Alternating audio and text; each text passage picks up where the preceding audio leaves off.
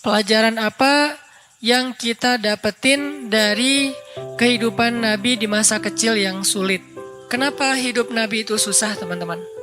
Salah satu hikmahnya agar Nabi belajar quwwatut tahammul, agar Nabi belajar kemampuan menanggung beban.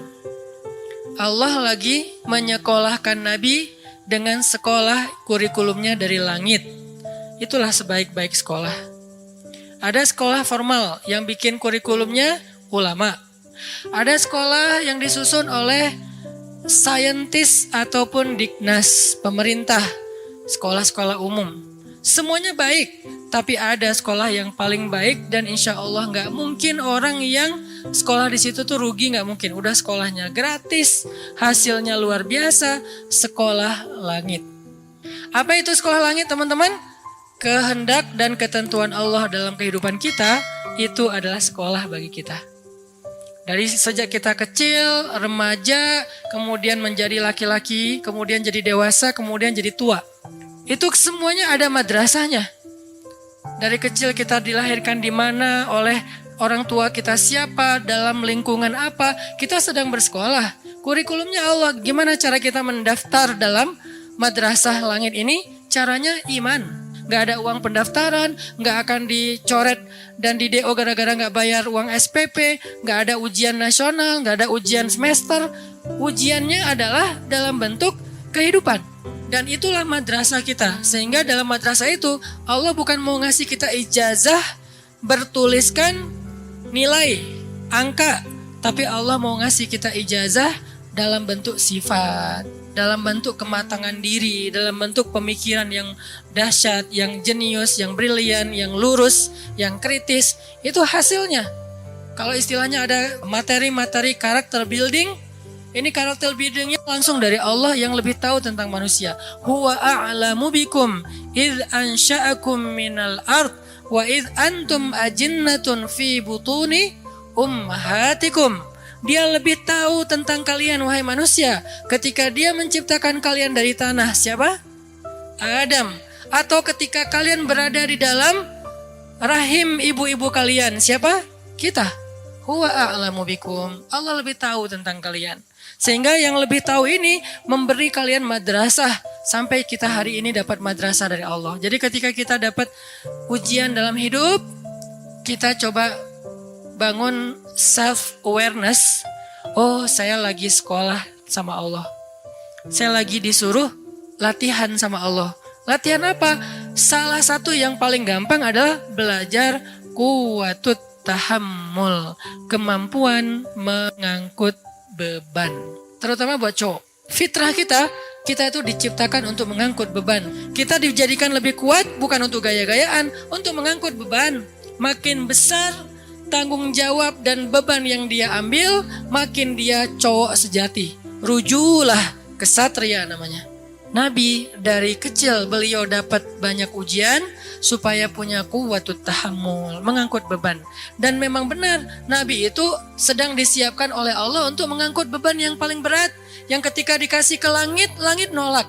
Dikasih ke gunung, gunung nolak. Dikasih ke matahari, matahari nolak. Dikasih ke semesta, semua semesta nolak. Dikasihlah kepada manusia yang bernama Nabi. Apa beban yang berat itu yang ditolak oleh semesta? Beban risalah. Satu tingkat lebih berat daripada beban nubuwah. Apa bedanya nubuwah sama risalah? Yang membawa nubuwah namanya Nabi. Yang membawa risalah namanya Rasul. Makanya ada Nabi, ada Rasul. Apa bedanya? Kalau Nabi dia nggak membawa ajaran baru, meneruskan ajaran Nabi sebelumnya.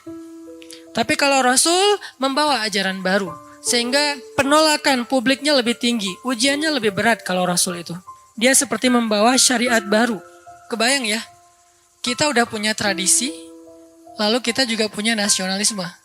Kita punya budaya yang sudah sangat tua, lalu ditambah lagi dengan punya nasionalisme yang hampir 100 tahun itu, tiba-tiba datang seorang laki-laki mengatakan, tinggalkan semuanya, inilah yang benar.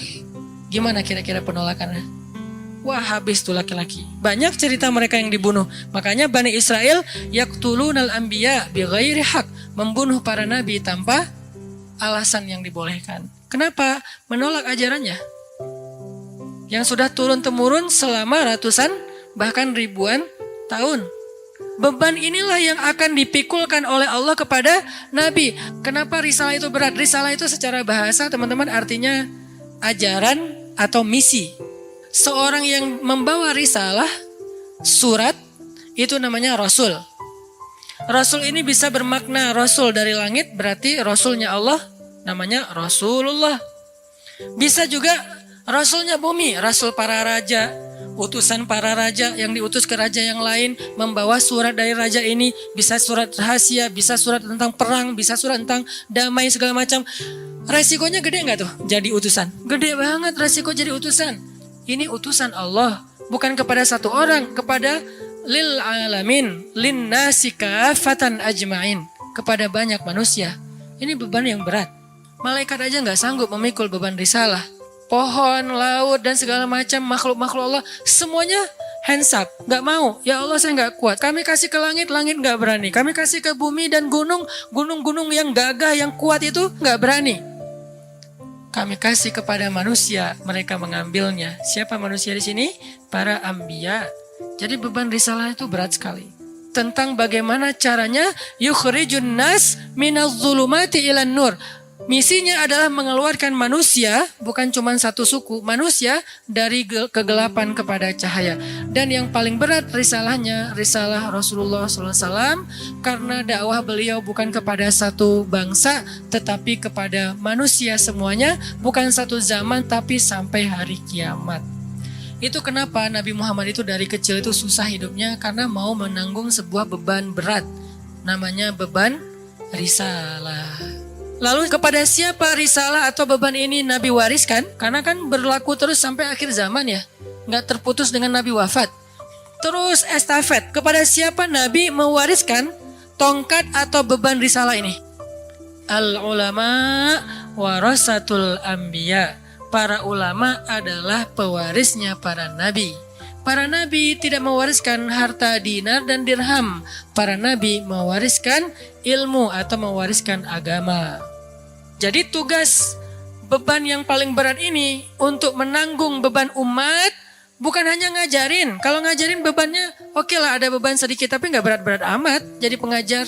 Yang berat itu adalah risalah menanggung beban umat. Yang lapar harus dikasih makan, yang sakit harus dibantu berobat, yang miskin harus disantuni, anak yatim harus diberikan haknya, janda-janda yang gak punya siapapun yang menafkahinya harus ada program untuk mereka. Banyak, pokoknya semua beban umat dari mulai yang lapar paling kecil sampai korban perang. Itulah beban umat yang diambil oleh Nabi. Gak boleh ada yang terzolimi di muka bumi.